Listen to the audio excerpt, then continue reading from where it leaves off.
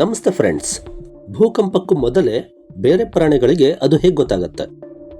ಹುಲಿ ಗರ್ಜನೆ ಮಾಡಿದಾಗ ಬೇರೆ ಪ್ರಾಣಿಗಳು ಫ್ರೀಸ್ ಆಗೋದು ಯಾಕೆ? ಭೂತ ಬಂಗಲೆಯಲ್ಲಿ ಭಯ ಆಗೋದು ಯಾಕೆ? ಇವೆಲ್ಲಕ್ಕೂ ಕಾರಣ ಗೊತ್ತಾಗಬೇಕು ಅಂದರೆ ಈ ವಿಡಿಯೋವನ್ನು ಕಂಪ್ಲೀಟ್ ನೋಡಿ. ನಾವು ಕೇಳಲಾಗದ ಶಬ್ದಗಳು. ಈ ಥರದ ಶಬ್ದಗಳು ಸಹ ಇವೆಯಾ? ಹೌದು, ಇದ್ದಾವೆ. ನಾವು ಕೇಳಲಾಗದ್ದು ಬಹಳಷ್ಟಿದೆ. ಪ್ರಪಂಚ ನಾವು ಅಂದುಕೊಂಡದ್ದಕ್ಕಿಂತ ಹೆಚ್ಚು ಶಬ್ದಮಯವಾಗಿದೆ. ನಮ್ಮ ಕಿವಿ ಅದಕ್ಕೆ ಟ್ಯೂನ್ ಆಗಿಲ್ಲ ಅಷ್ಟೇ. ನಮ್ಮ ಕಿವಿಗೂ ಒಂದು ಲಿಮಿಟೇಷನ್ ಇದೆ.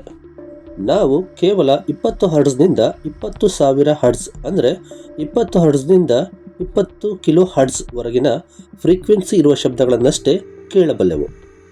20 ಹರ್ಟ್ಸ್ಗಿಂತ ಕಡಿಮೆ ಫ್ರೀಕ್ವೆನ್ಸಿ ಇರುವ ಶಬ್ದಗಳನ್ನಾಗಲಿ 20,000 ಹರ್ಟ್ಸ್ಗಿಂತ ಹೆಚ್ಚು ಫ್ರೀಕ್ವೆನ್ಸಿ ಇರುವ ಶಬ್ದಗಳನ್ನಾಗಲಿ ನಾವು ಕೇಳಲಾಗೋದಿಲ್ಲ.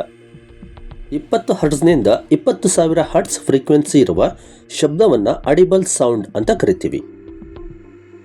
ಅಂದರೆ ಇದು ಮಾತ್ರ ನಾವು ಕೇಳೋದಕ್ಕೆ ಸಾಧ್ಯ ಆಗುವಂಥ ಶಬ್ದ. 20 ಹರ್ಟ್ಸ್ಗಿಂತ ಫ್ರೀಕ್ವೆನ್ಸಿ ಕಡಿಮೆ ಇದ್ದರೆ ಅದನ್ನು ಇನ್ಫ್ರಾ ಸೌಂಡ್ ಅಂತ ಕರಿತೀವಿ. ನಮ್ಮ ಕಿವಿಗಳಿಗೆ ಇದು ಕೇಳೋದಿಲ್ಲ, ಆದರೆ ದೇಹ ಫೀಲ್ ಆಗುತ್ತೆ. ಪಾಳು ಬಿದ್ದ ಮನೆಯಲ್ಲಿ ಭೂತ ಬಂಗಲೆ ಅಂತೀವಲ್ವಾ, ಅಂಥ ಮನೆಗಳಲ್ಲಿ ಭಯ ಆಗೋದು ಏನಕ್ಕೆ ಗೊತ್ತಾ? ಇದೇ ಇನ್ಫ್ರಾ ಸೌಂಡ್ ಕಾರಣದಿಂದಾಗಿ.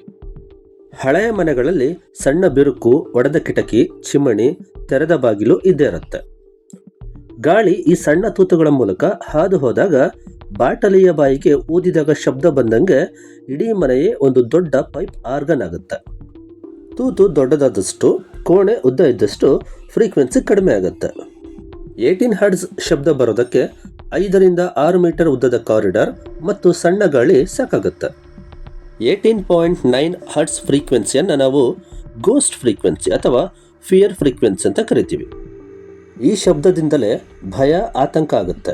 ಕಣ್ಣುಗುಡ್ಡೆ 18 ಹರ್ಟ್ಸ್ಗೆ ರೆಸೊನೇಟ್ ಆಗಿ ಪಕ್ಕದಲ್ಲಿ ಯಾರೋ ಇದ್ದ ಹಾಗೆ ಭ್ರಮೆ ಹುಟ್ಟಿಸುತ್ತೆ. ಎದೆ ಭಾರ, ನಡುಕ ಉಂಟು ಮಾಡುತ್ತೆ. ನರ್ವಸ್ ಸಿಸ್ಟಮ್ನ ಕನ್ಫ್ಯೂಸ್ ಮಾಡುತ್ತೆ. ಇದೇ ನಮಗೆ ಭೂತವಾಗಿ ಕಾಡುತ್ತೆ.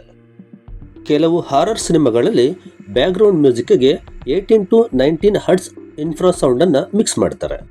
ನಿಮಗೆ ಆ ಶಬ್ದ ಕೇಳಲ್ಲ, ಆದರೆ ಹೊಟ್ಟೆಯಲ್ಲಿ ಭಯ, ಆತಂಕ ಶುರುವಾಗುತ್ತೆ. ಇನ್ಫ್ರಾಸೌಂಡ್ನ ನೈಸರ್ಗಿಕ ಮೂಲಗಳು ಯಾವ್ಯಾವು ಅಂತ ನೋಡೋಣ.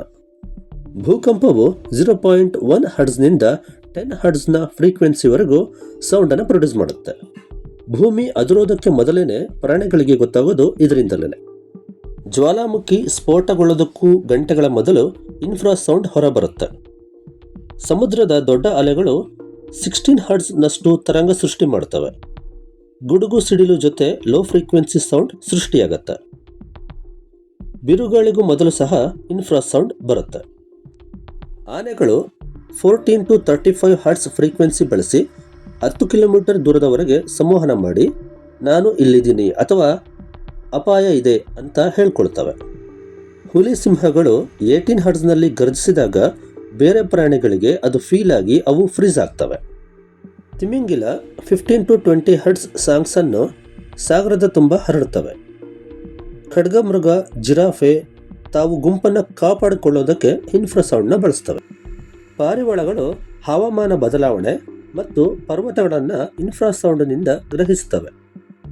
ಇನ್ಫ್ರಾಸೌಂಡನ್ನು ನಾವು ಕೇಳೋದಕ್ಕಾಗೋದಿಲ್ಲ, ಆದರೆ ಅದನ್ನು ಕೇಳಿಸುವ ಶ್ರೇಣಿಗೆ ಪಿಚ್ ಶಿಫ್ಟ್ ಮಾಡಿದ ವರ್ಷನನ್ನು ನಿಮಗೆ ಕೇಳಿಸ್ತೀನಿ. ಅದರ ಫೀಲ್ ಹೇಗಿರುತ್ತೆ 5 ಸೆಕೆಂಡ್ಸ್ ಕೇಳಿ.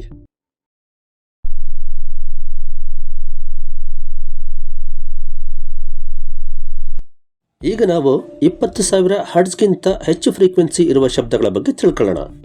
ಇವನ್ನು ನಾವು ಅಲ್ಟ್ರಾಸೌಂಡ್ ಅಂತ ಕರಿತೀವಿ. ಬಾವಲಿಗಳು 50,000ದಿಂದ 1,00,000 ಹರ್ಟ್ಸ್ನಷ್ಟು ಅಲ್ಟ್ರಾಸೌಂಡ್ನಲ್ಲಿ ಕಿರ್ಚುತ್ತವೆ.